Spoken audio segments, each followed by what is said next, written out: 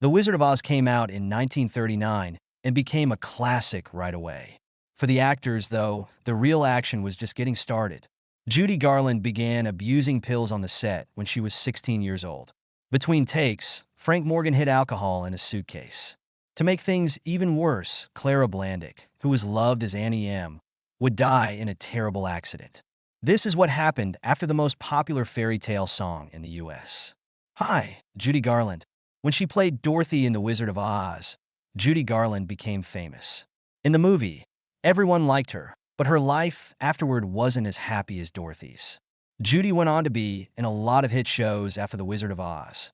Some of them were Babes in Arms and Meet Me in St. Louis.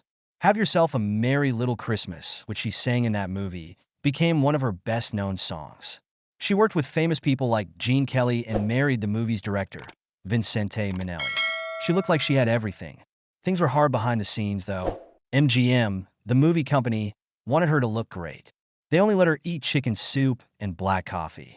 They gave her pills to keep her awake and stop her from being hungry while she worked long hours.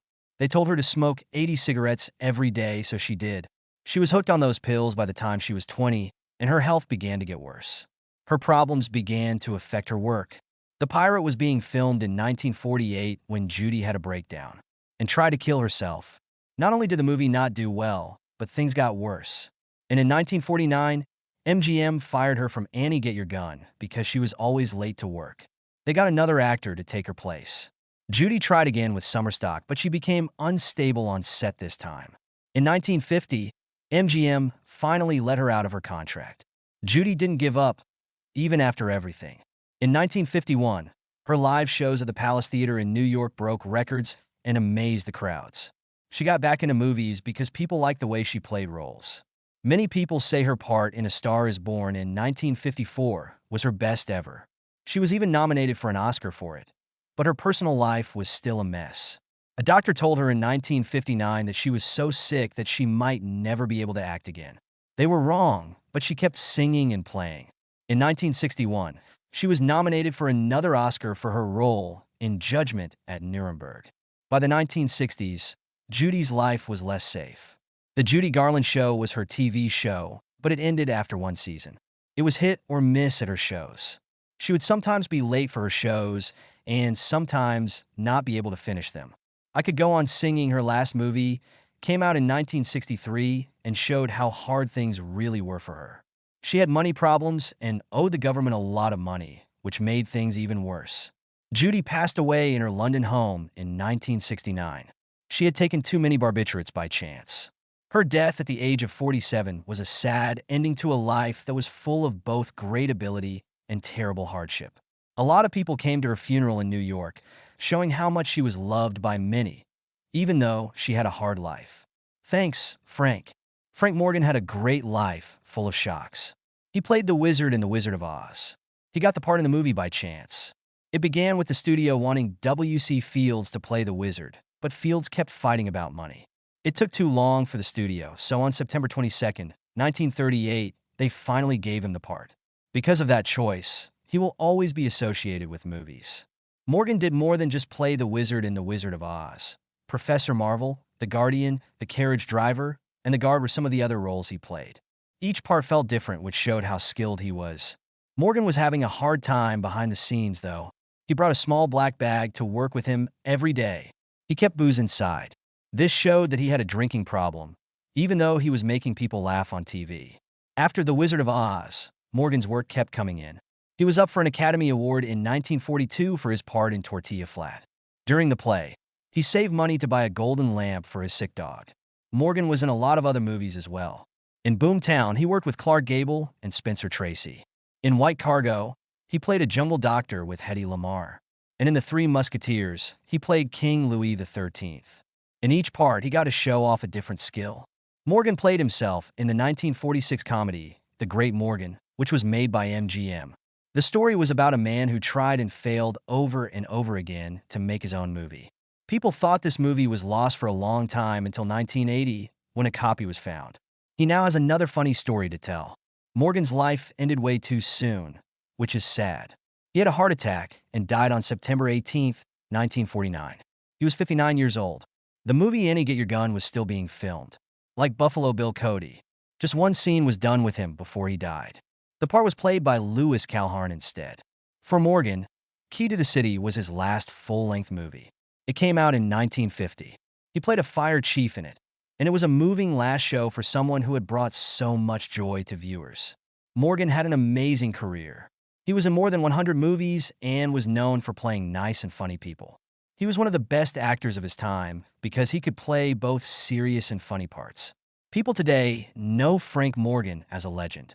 He has a star on the Walk of Fame in Hollywood, and his role in The Wizard of Oz still charms new viewers. Ray Bolger. While Ray Bolger is famous for his role as the Scarecrow in The Wizard of Oz, it wasn't easy for him to get that part. He was supposed to be the Tin Man at first, but he really wanted to be the Scarecrow. He begged the studio to switch him with Buddy Ebsen, who was meant to play the Scarecrow. They agreed, and that was the end of both of their careers. It wasn't easy to be the dummy. He had a lot of trouble with the outfit. It was hard to breathe because the rubber mask was so heavy and tight. He felt like he was going to pass out sometimes. He got lines on his face that would not go away for the rest of his life because it hurt so much. Even though it was hard to film, he did a great job. I liked the Scarecrow because of how he danced and acted. He kept writing after The Wizard of Oz. At RKO Pictures, he worked on movies like Four Jacks and A Jill. He did shows for soldiers in the Pacific as part of the USO during World War II. He also played a military character in the movie Stage Door Canteen to make people feel better. There was nothing Bolger loved more than Broadway. He was in the show Where's Charlie? In 1948 for the lead role. He won the Tony Award for Best Actor because of how well he played the part. He was more than just the dummy, that was clear. After that, in the 1950s, he tried TV. Even his own show, Where's Raymond, which was later changed to The Ray Bolger Show, was named after him. The show he was in was called All American, and it opened in 1962. It was written by Mel Brooks and was about how different cultures can meet at college. Another Tony Award was given to Bolger, but the show didn't do well and it shut down after only 86 shows. This was one of the few times in his career that he failed. There was always a link between Bolger and the Scarecrow. People always thought of him in that way. In 1961, Bolger answered me when the word Ray came up on the game show Password. His partner replied right away, Scarecrow. This showed how much he remembered the part. In 1985, he had a very important moment when he was in a program called That's Dancing. He showed a scene from The Wizard of Oz that wasn't in the movie, but was meant to be. It was a chance for him to play that famous part again. He died on January 15, 1987, not long after his 83rd birthday. He was the last main cast member of The Wizard of Oz to still be alive at the time. Bert Lahr. Bert Lahr became well known for his role as the scared lion in The Wizard of Oz. But after seeing the movie, his work in life took many turns he didn't expect. Even though people liked his show, it was hard for him too. He joked that since he was always cast as a lion, he didn't have many options for parts. He went back to Broadway, where he started his career because things were going badly in the movies. He was in the show Dewberry, Was a Lady not long after The Wizard of Oz came out. People really liked how he played a bathroom worker who wanted to be a king in this part. In the 1940s and 1950s, Lahr's stage work got better. In hit plays like Burlesque, he played lead roles and even directed comedic scenes. He also shone in Two on the Aisle. He wasn't just the cowardly lion in these parts. They showed that he was a real stage star. Lahr shocked everyone in 1956 when he opened in a serious play called Waiting for Godot. At first, everything went wrong. People thought he would be funny when the play started in Miami.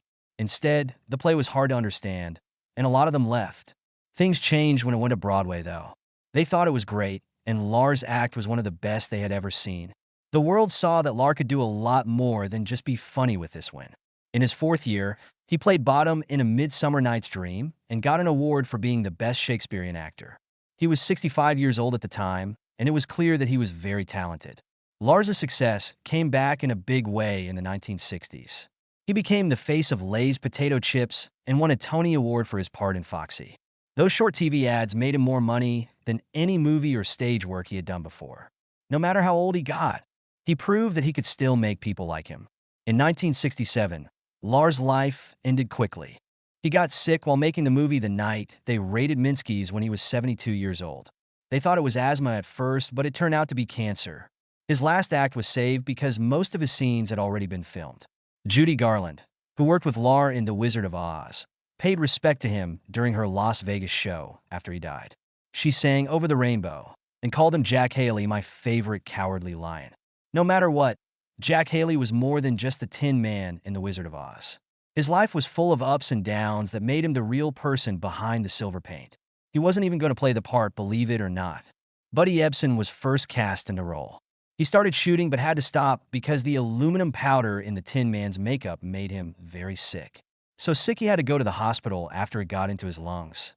After Haley stepped in, the makeup was changed to a metal paste so that the same thing wouldn't happen again. Still, it was safer than not. It turned out that Haley got an eye infection that kept him from shooting for 4 days. Even with all of this, Haley gave the Tin Man something special. He had a soft, kind voice because he read bedtime stories to his kids. It helped us feel sorry for the character. But for Haley, making the movie wasn't amazing at all. In a past interview, he said, "Holy crap, it was work.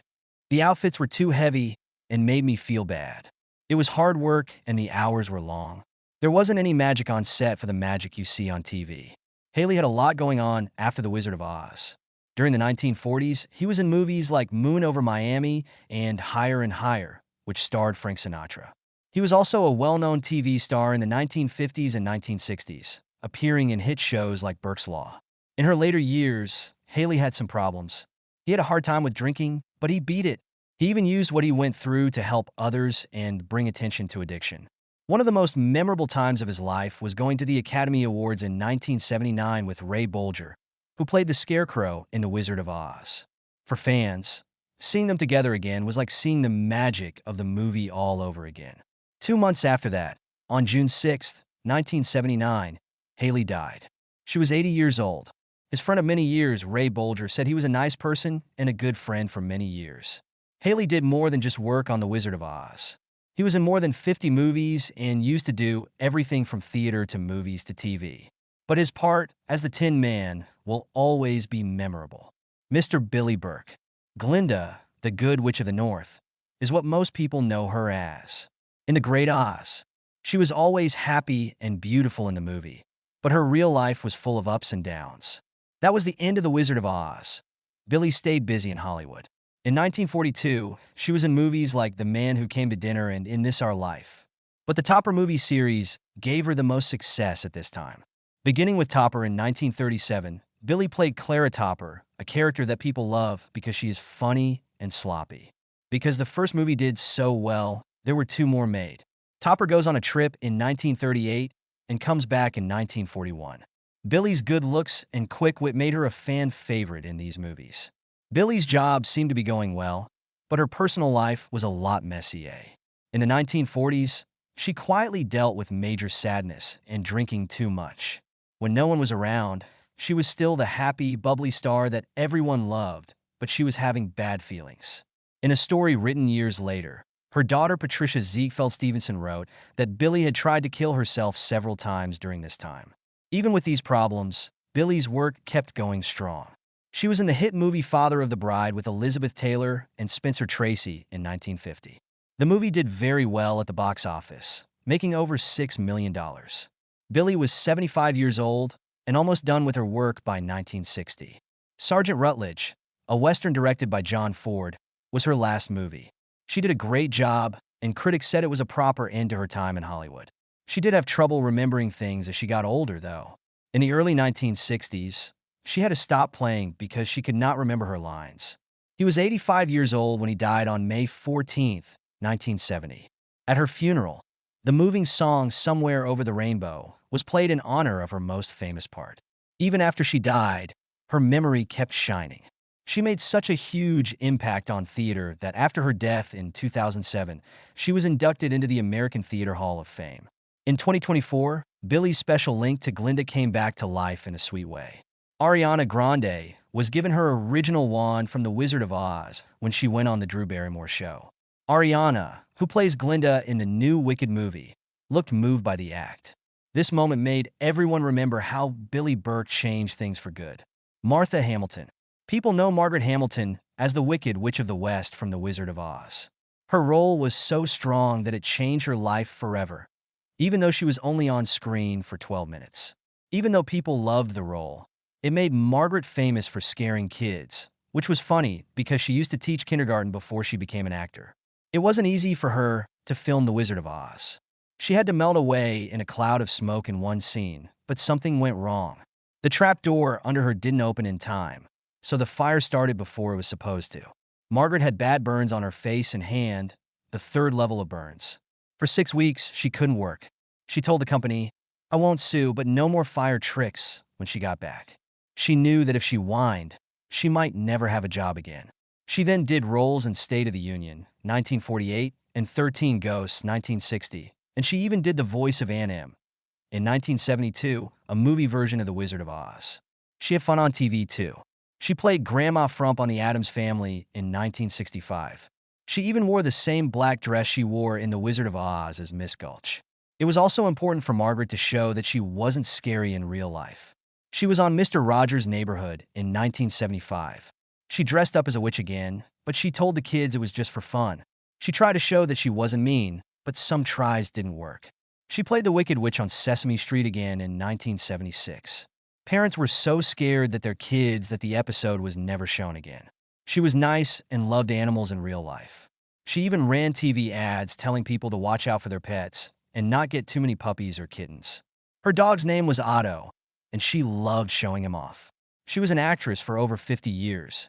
In 1982, when she was 80 years old, she had her last part. She died in 1985 when she was 82 years old. Margaret was a lot more than just the Wicked Witch. She loved animals, was a good actor, and cared about her fans. Chuck Grapewin.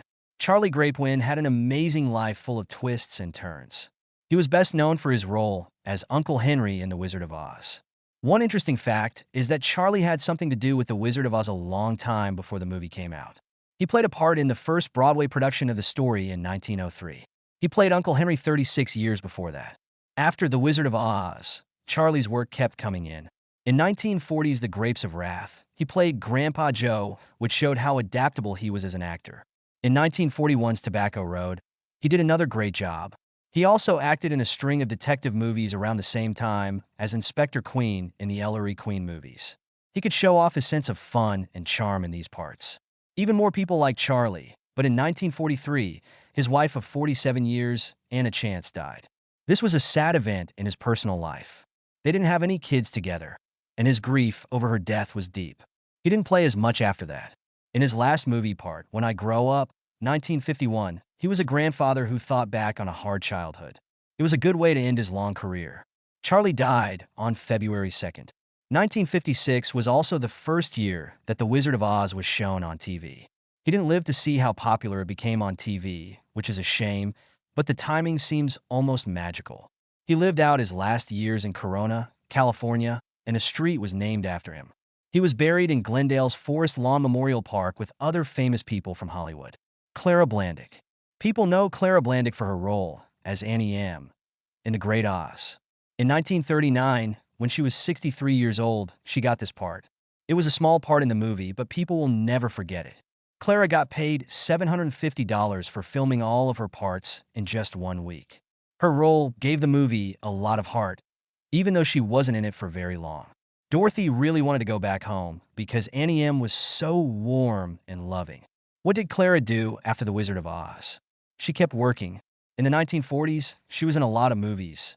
In 1940, and of Wendy Poplar's The Big Store, 1941, and Heaven Can Wait, 1943, were some of her most important parts. Clara could play many different roles well. She could play nice and caring parts, but she could also play scary ones that would surprise people. People were shocked when she played a killer in the 1947 thriller film Philo Vance Returns. Clara never stopped showing how skilled and useful she was, even as she grew older. Love That Brute, Clara's last movie, came out in 1950. After that, she stopped acting when she was 74 years old. But it was hard for her after she stopped playing. Clara was in a lot of pain because she had bad arthritis. She also began to lose her sight, which was very hard for someone who had been in movies and on stage her whole life. Clara felt more and more alone as her health got worse. She moved into a hotel and didn't say much. On April 15, 1962, Palm Sunday, she decided she could no longer stand the pain and eyesight. In the morning, she went to church. When she got home, she prepared to kill herself. Clara put on a blue dress with care. styled her hair, and wrote a letter. She said she was going to lose her sight and couldn't take the pain any longer. She said goodbye and prayed for peace. Clara laid down on her couch, wrapped herself in a gold blanket, and took too many sleeping pills after writing the note. There was no going back, so she put a plastic bag over her head. Her landlord found her the next day. Everyone was shocked when they heard she had died. People were shocked that the person who played Auntie Em had been through a lot of pain in her last years. Even though Clara's story is sad, her work should be honored. She was in between 150 and 200 movies, which shows how hard she worked and how good she was. Even though The Wizard of Oz is what made her famous, she was a great actor in many movies that came out over many years.